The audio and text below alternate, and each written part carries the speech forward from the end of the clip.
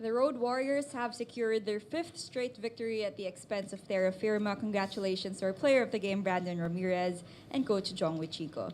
Coach Jong, before tip-off, he said your message was, we are not in a position where we have the right and the luxury to be complacent. Tonight, you emptied your bench out and everyone scored. How did you see your players respond to your challenge and elevate their own personal games tonight? Yeah, everybody played well naman, ano? Everybody played well. Everybody was in the right mindset. But in the course of the game, we saw some complacent lapses, which which resulted to some mistakes like giving up. What do you call that? Those ano bang tawag ron? No, what do you call those kinds of fouls? Where, where you put your foot under the thing, mga ganon, mga last second, like Kevin's four shots at the end of the quarter, those things, that we try to avoid. And I think we should play smarter than that one. And then when we do turn the ball over, it's a sign of you get sloppy. It's a sign of you get complacent just because the score is big. And they caught up. That's good. We were able to recover. So, but generally, yeah, they came in with the right framework of mindset. Thank you, Coach Jong. Brandon, it's a new conference high for you right after a game where you dislocated your jaw. It seems like nothing happened. With a continuous improvement in your game, how would you say you've grown and developed under the tutelage of Coach Jong and his system? Yeah, so with coming in this conference, getting because I came in last with like maybe 4 games left, and when I came into this conference, I'm thankful that Coach Jung and the coaching staff gave me the trust and confidence to go out there and use my abilities to contribute to the team. As you can see, Coach has been really on us since the start of preseason to really, don't take every game for granted. Whoever we're playing, no matter their standings, no matter their record, we just go out there and play our system and try to be our best and try to accomplish our goal, which is to execute and win every game to the best of our abilities. Thank you, Brandon. We're now opening the floor to the media. Brandon, congratulations. First of all, how's your jaw after you got hit? How was your recovery since? Yeah, it's been still painful. When it happened, the situation was I got hit, and then when I got up, I didn't notice that I couldn't close my jaw. So as soon as I tried to close my mouth, that's when it kind of I felt it kind of out of place. And ever since then, I'm thankful for Doc Ton and the PT staff. They were able to realign it in the dugout. And then I was able to go to the hospital, and luckily with the CT scans and everything and the X-ray, it came out negative for any fractures.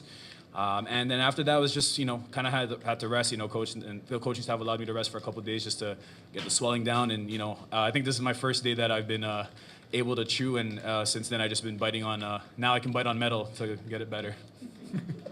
You lost mga 10 pounds. Yeah. I'm happy for Brandon. I'm on him all the time in practice, in the game, and he deserves to be player of the game today. He played very well. Thank you, Coach. Coach, how was his transition from, as you mentioned, from last conference to this early part of the eliminations? Yeah, he's doing very well. Siyempre, from MPBL, ngayon, bago lang, bago lang talaga naman siya, essentially.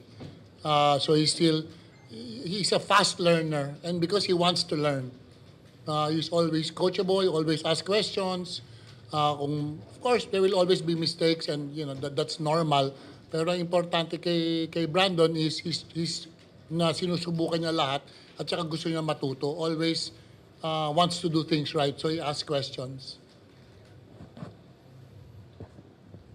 Coach, kamusta si Berto? Kasi di ba nagkaroon siya ng parang may maga doon sa ano niya. But okay naman siya. Pero meron pa rin black and blue as of hanggang ngayon. Meron pa rin black and blue. Nagulat nga talaga ako na ganun ka pala kalala yung injury niya nung tinamaan siya ng black water. Yeah. I think it's black water. Laki talaga. Ngayon meron pa pero konti na lang compared to before. But what made you decide na parang ano yung minutes niya hindi masyado same as No, past same lang games? naman. Ang pakiramdam lang naman niya yun eh. Kung sa tingin niyang hindi niya kakayanin, sasabihin naman niya sa akin yun. Pero kung sa tingin niyang kaya, kakayanin niya yun. Brandon, good evening. Wala bang advice sa'yo to at least wear a mouthpiece during games? I got mine. I got my mouthpiece. Thank you. Coach, your next game, I believe, is Converge on Converge sa May 23, May tapos 23. back-to-back kami ng Meralco May 25. So Ayun. we have Ayan. approximately 7-8 days, approximately. So we'll take this time to get better. But yun nga, Coach, medyo big games Converge. Siyempre yung dalawang big men nila, and then Meralco, defending champions. Yes, mabigat yung actually lahat man ng kalaban namin mabibigat talaga eh. Now buti medyo nakapuhunan pero yung back-to-back games talagang it's a test. It's going to be a test, back-to-back games versus Converge playing very well. Two big men, size, dominating talaga si Balti tsaka si Rania. Tapos pag din naman Meralco, very cohesive unit kasi nag-championship na. So yeah, it's going to be a test for us the next two games. Coach, I believe in terms of rebounding, parang lagi kayong lamang sa kalaban nyo. Despite your team being relatively small than the other teams, how do you like that effort and how will that be important kasi syempre yung next game nyo will be against the Twin Maliit Towers? kami pero malaki puso. So, kasi rebounding I think is other than it is technique, di ba? Yung gusto mo mag-rebound eh. It's more effort, more rather than the technique side. It is just the double effort, extra effort to try to get the ball. And it has nothing to do with me. Sila yun. Sila yung naggagawa ng effort para maka-rebound. Very important kasi ano kami, maliliit kami. So we have to try to find some type of advantage. Because size-wise, wala kami makita advantage talaga eh. Size in length. So we don't see any advantage. So we have to find a way where we can negate that disadvantage we have in size against the other teams. Coach, speaking of size, ba't wala si Jonel Policarpio tonight? Kanina. Yeah. May sakit yung he was sick the past 2 days eh. He was sick the past 2 days so minomonitor siya ng doktor namin. As in flu, ganun ba? So sabi niya na he vomited or something. Ano man sabi? Cough and Kaya cold. uso kasi ngayon yun eh. So yeah, he's just under the weather. So, pero makakalaro siya by next. Yes, makakalaro naman siya. And That's good. We have this time para makarecover siya. kay Brandon, alam natin you were teammate with Balti sa Pampanga. Just how do you see your possible matchup with him?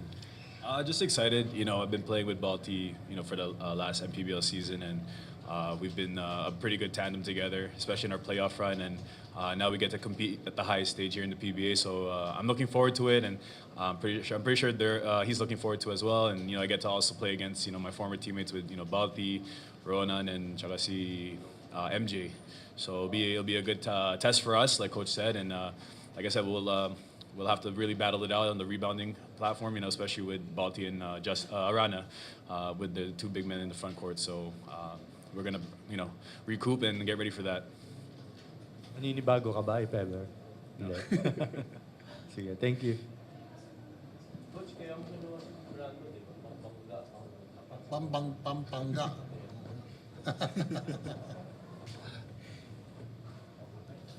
Okay, that concludes our press conference. Congratulations, Thank Brandon you. Ramirez, we have the game, and Coach Jong.